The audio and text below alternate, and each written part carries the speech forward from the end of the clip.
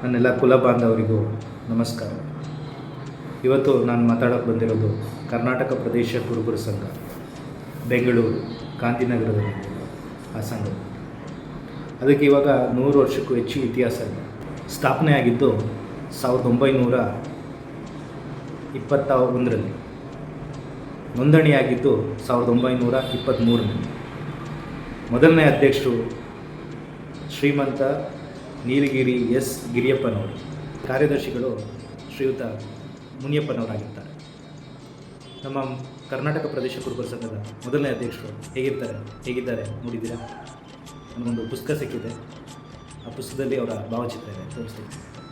ನಮ್ಮ ಮೊದಲನೇ ಅಧ್ಯಕ್ಷರು, ಪ್ರದೇಶ ಕುರುಬರ ಸಂಘದ ಮೊದಲನೇ ಅಧ್ಯಕ್ಷರು 100 ವರ್ಷಗಳ ಹಿಂದೆ. ಪ್ರತಿಯೊಬ್ಬ ಸಮಾಜದ ಬಂಧುಗಳಿಗೆ ಶೇರ್ ಮಾಡಿ. ಧನ್ಯವಾದ.